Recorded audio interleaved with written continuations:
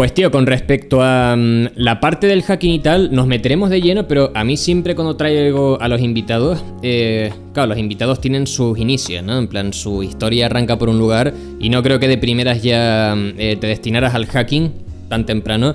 Por tanto, antes de empezar con todo esto de la ciberseguridad y tal, el Hackwise pequeño, ¿qué andabas haciendo tan de pequeño? Antes del hacking. Ok, está bien interesante porque yo fui una persona muy reservada, hasta cierto punto introvertida en mi niñez, por diversas razones. No sé, mis padres me inscribieron absolutamente a todo cuando era pequeño. Estuve en clases de natación, de piano, de guitarra, hasta de ópera. O sea, cualquier cosa me metían porque ellos querían que encontrara mi pasión. Sí, suena súper extraño, pero estuve en clases de ópera. ¿No puedes cantar algo? ¿O? Pues se supone que tengo la teoría, pero pues no me voy a poner a cantar ópera. En otra ocasión nos cantas. Estaré muy extraño. Sí, o sea, obviamente no es que sea experto en eso, solo me enseñaron como la teoría y cómo se tiene que hacer, manejar el diafragma y cosas así, pues. Pero justo mis padres lo hacían para que yo buscara o encontrara mi pasión, ¿no? Entonces, dentro de esas cosas, me metieron a deportes. A mí no me gustan los deportes, apesto en los deportes, no sé reglas de deportes, no sé nada.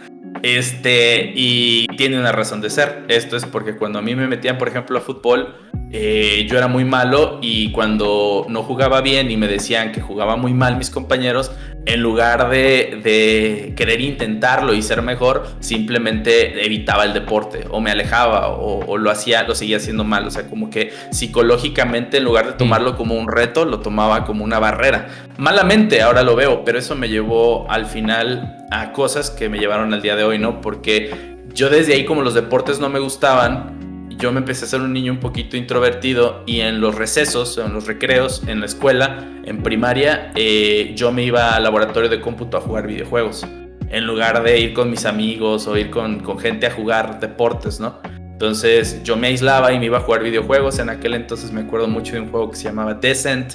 Jugaba mucho Príncipe de Persia. Estoy hablando de máquinas que eran Windows 3.0, una cosa así. Imagínate.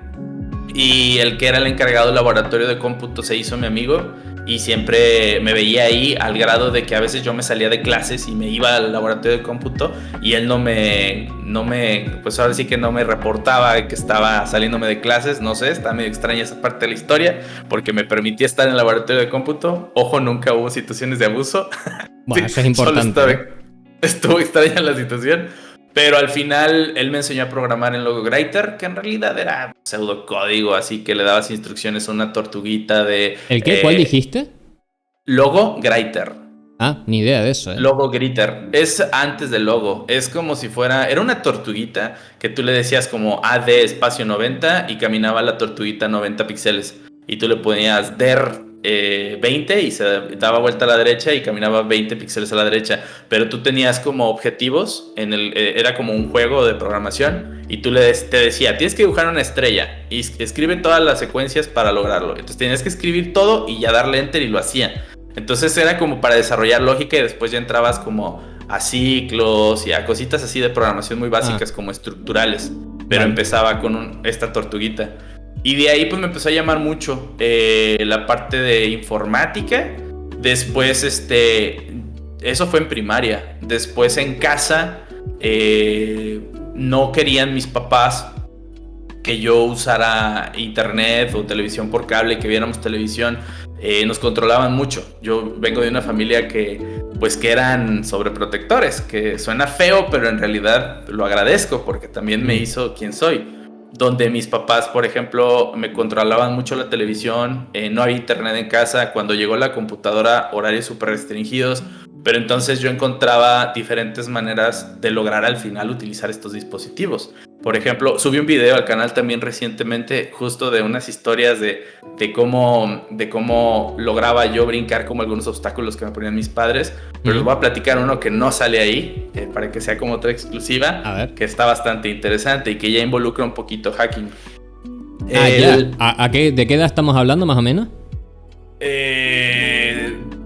12 años creo, 12 años más o menos. A ver. Sí.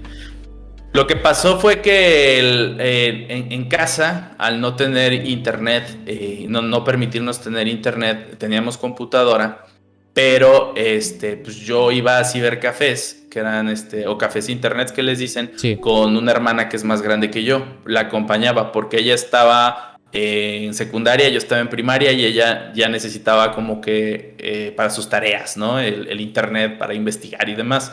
Entonces, en esas ocasiones, yo me iba con una pila de disquetes enorme, en donde utilizaba un software que se llamaba Hacha, que quizás a algunos de ustedes les sonará, donde tú podías cortar lo que descargabas para partirlo en diferentes disquetes y llevártelo, ¿no?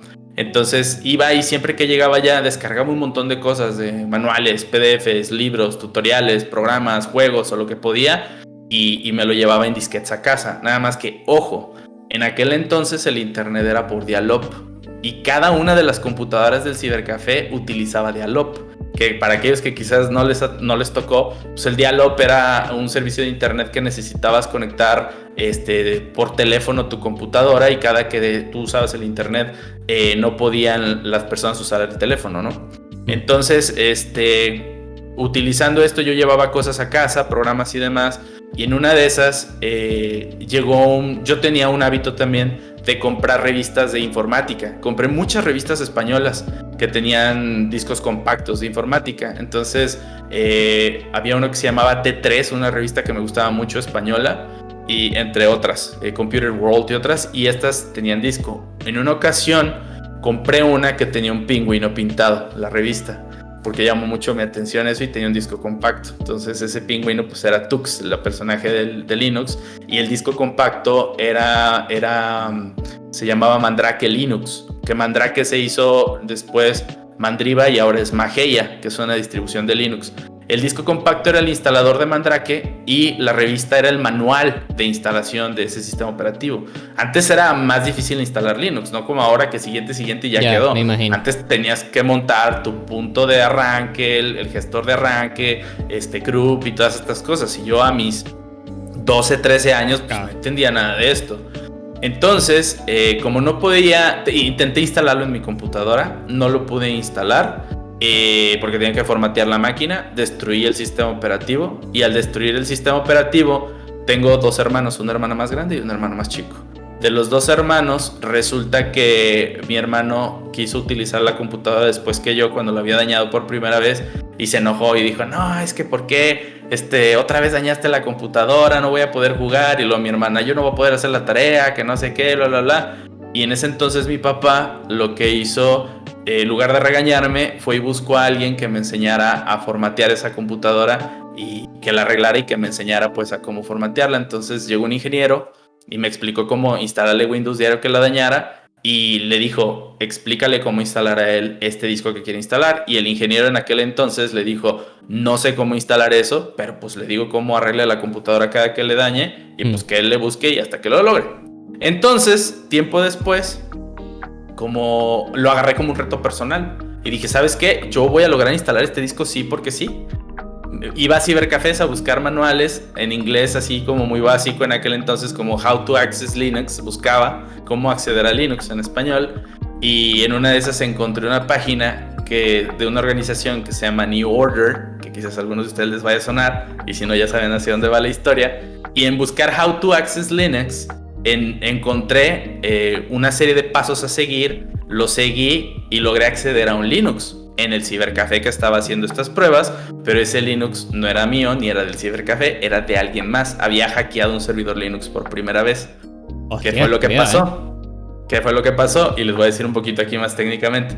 Lo que pasó que por un error de azares del destino, busqué mal, por mi inglés mal, y encontré un manual de cómo explotar una vulnerabilidad de PHPBB en un Remote File Inclusion. Y al seguir el procedimiento, yo en el cibercafé logré encontrar un PHPBB vulnerable e instalar una shell en PHP, y después pues estar ahí ejecutando comandos y eso. O sea, primero hackeé un Linux antes de lograr utilizar Linux en mi máquina. Pero todo esto después con 12 años.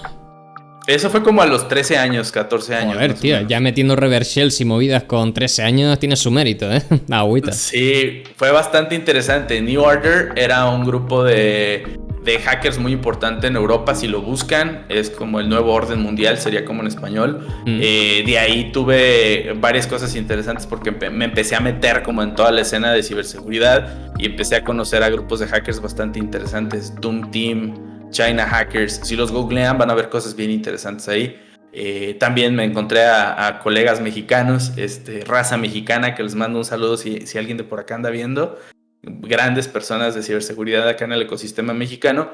Y pues bueno, así empecé en ciberseguridad. Fue casualidad, o sea, realmente no lo planeé. Obviamente cuando hice el procedimiento que hice dije, ok, esto evidentemente no es instalar Linux, pero esto es interesante. Estoy viendo archivos, imágenes de alguien que no me conoce y esto creo que está mal, pero creo que está interesante entenderlo sin dañar, ¿no? Y en ese entonces empezó un César curioso que hizo muchas cosas. Y para conectar la otra historia que estaba diciendo del cibercafé, que no tiene internet, resulta que cuando empiezo a meterme a estas páginas de ciberseguridad, New Order específicamente más, que en aquel entonces usaba mucho Altavista, el buscador, en lugar de Yahoo era el que estaba de moda, pero Altavista era el que indexaba cosas de hacking, altavista.com, así se llama, todavía existe el buscador.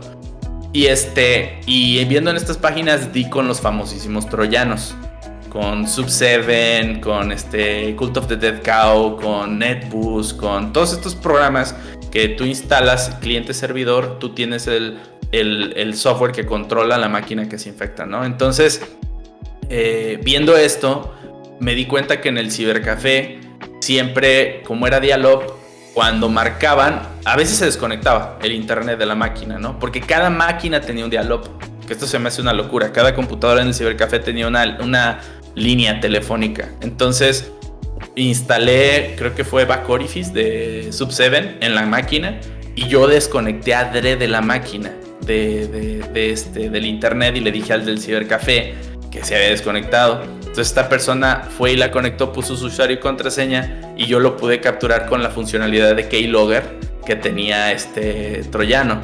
Entonces, okay, estabas ahí modo Black Hat entonces, ¿no? Sí, en aquel entonces estaba medio raro. Y conseguí el usuario y contraseña, llegué a casa, compré un cable como de 30 metros de teléfono para conectar de la línea de la planta baja de mi casa a mi habitación. Agarré mi computadora y la subí y en las noches me conectaba con el dial-up del cibercafé. Porque quizás algunos de ustedes ya lo saben, pero en aquel entonces las cuentas de dial-up se podían utilizar solo un usuario al mismo tiempo. Entonces el cibercafé cerraba de noche y yo de noche me conectaba con el internet del cibercafé. Como si fuera una VPN, pero todo montado manual, ¿no? En plan... Algo así. Sí, era del servicio de internet, que era el dial-up justo.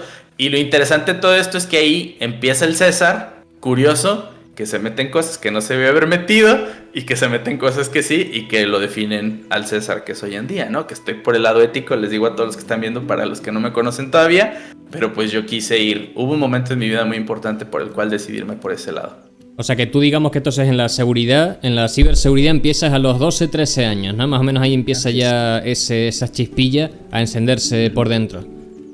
Sí, así es.